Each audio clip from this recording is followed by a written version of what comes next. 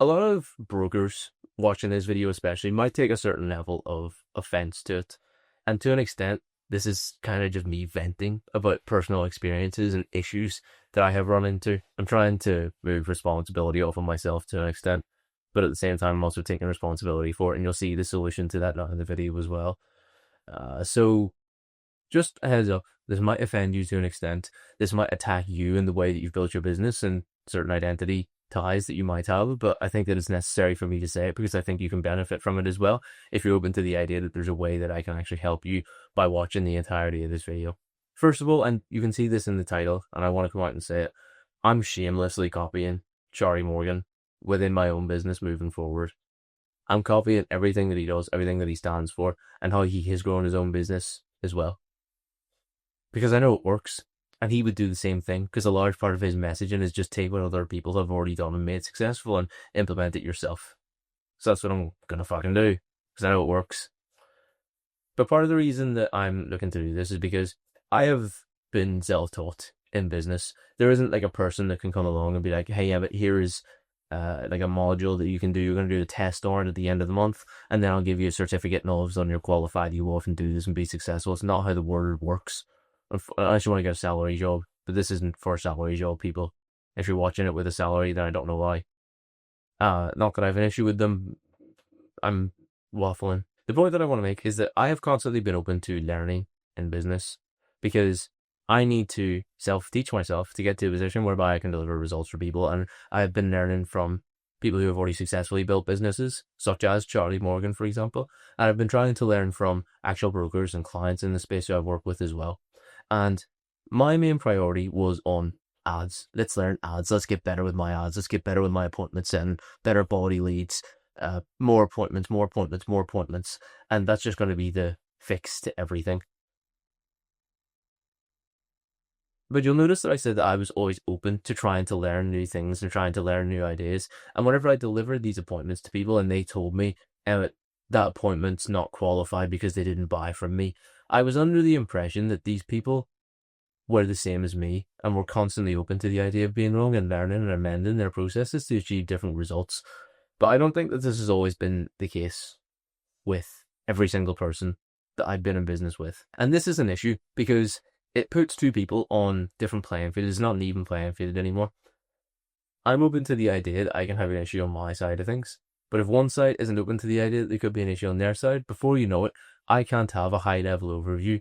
And I wasn't willing to take a stand and take a position whereby there might be an issue with the sales processes and the conversion processes that people were using to actually convert their appointments into clients as well. The reason that I didn't think that this was an issue was because, like I said, I assumed that we were both on the same playing field, of both playing the same game. I was trying to learn and amend everything that I could to try and make things successful, and I thought that every party involved was doing the same, but I've kind of just realized it's not the case. It's just not the case. A lot of brokers that I've seen aren't necessarily entrepreneurs, so to speak, or business owners. And whenever I say that, I mean a business owner is someone whose sole responsibility is money in, money out. How do I improve the margins in the business? And how do I make more money and provide more value to the market? But a lot of what I've seen from brokers, and I'm not saying that there is a problem with this, by the way. There's no issue with this. It's just something that I have fallen short on and an issue that I've ran into.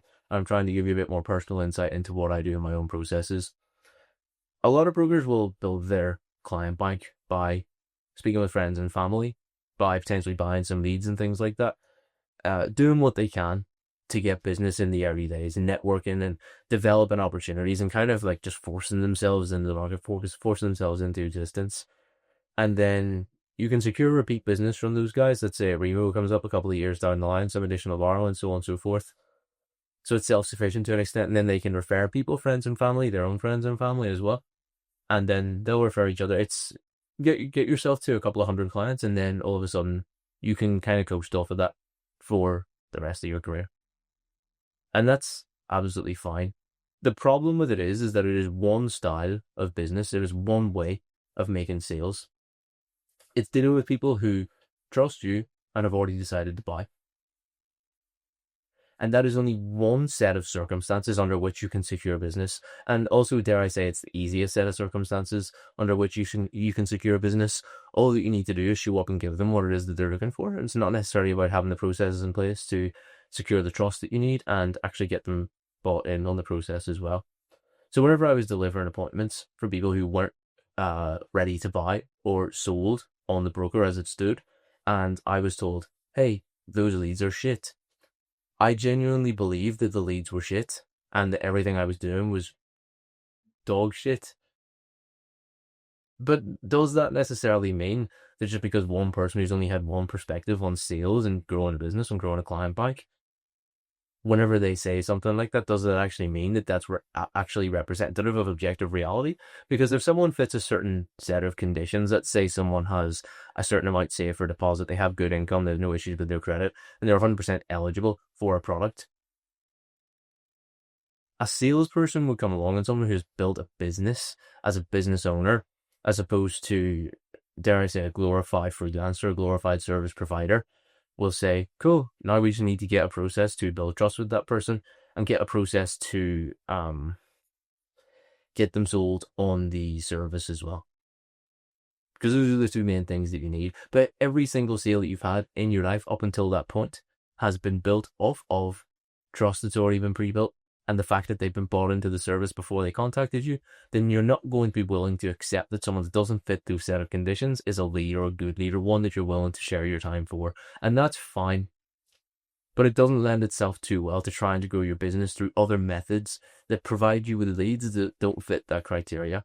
And the issue was coming whenever I didn't realize this and I didn't have a full high-level overview of it. In terms of time frame, by the way, this is something that I've sort of come to terms with in the last 6 months. And now my big focus is on having a high-level overview and making sure that everybody involved has the right attitude and approach and non-binary, fluid method of thinking when it comes to how we do things. You might think to yourself, why is it a bad lead? Or you might think to yourself, oh, it's a bad lead. And I might say, oh, why is it a bad lead? Oh, because they didn't sign. Why didn't they sign? Oh, because they needed to think about it. Why did they need to think about it? I don't know. Sales problem. That's a sales problem, because all that you have to do is use an objection overcome, find out why they wanted to think about it. Maybe they, who fucking knows? It doesn't really matter, but the point is that you can find ways to ask people why they need to think about it, find specifically what it is, and then make it make sense to them. And whenever you've made all of the unconscious issues there that haven't been addressed conscious, then you can ask them, okay, cool, now that all that's been addressed, can we go ahead? And they'll say yes. Or now that all that's been addressed, can we go ahead? And they'll say no. And there might still be some more issues there that you need to talk them through, or you can disqualify them and kick them out of the pipeline. And that is my approach that I take to sales, and I learned it from Charlie Morgan. I didn't learn it from brokers. I certainly didn't come up with it myself based on intuition. There's no way I come up with something like that, because my inclination would be to blame leads as well and just try and shut it down. But I got that from Charlie Morgan. And the reason that I'm looking to shamelessly copy Charlie Morgan is because, well, who's done better? The self-employed guys that I've had my experience working with, or the industry leader, 27-year-old, multi-decamillionaire? It's like, I know who I'm leaning towards when it comes to who has their stuff together. So, yeah, bit of an interesting video from myself there. Like I said, I think that you might take a certain level of offense to it, and I'm not trying to challenge you. This is me admitting a shortfall and not having a full high level overview of exactly what was going on in the even playing field and both players who were playing the game, what way they were viewing it. My biggest focus now is on changing the way that people view things, and realizing that just because business has been done one way forever for the duration of their career, be it through people that are already sold on the process or sold on them, it doesn't always have to be like that. And if someone has a certain set of conditions and is eligible for a product, you can actually put processes in place to try and secure business from that. You might think to yourself, oh, I don't want to do that. you can look at things in a way that your goal is more important to achieve than having to worry about dealing with someone who requires another call to close. So the big focus now is really just on implementing stuff that I already know has worked. I was afraid to do it because I thought to myself, oh, well, they're established business owners. They must know more than me. They must be right if they tell me something because I'm open to the idea of being wrong. But what I actually recognize now is just that Charlie's processes were better, and in a lot of instances, my processes were better as well. Might sound a bit arrogant, but I'm going to go ahead and say it. Upon reflection, there were a lot of places where I could have added value to people, whereby I didn't take that stand and didn't say, hey, listen, I think there's a problem with this process that you have. I think you can do it better, do it my way. I should have done that, and I didn't do it. So I intend to. And it's not just for the sake of me being right. It's for the sake of me and partners moving closer to the objective truth of reality. I think that's the whole point of life. So, if you want to learn a little bit more about me and exactly what I am planning on implementing, then you can click on the first link in the description. I'm going to try and sell you my service, so if you don't want to be sold to, then don't click on it. If you just want access to my systems, I give away everything that I do for free anyway. So click on the second link in the description. That'll take you there as well. You can get a taste of it to see what you think of it for yourself.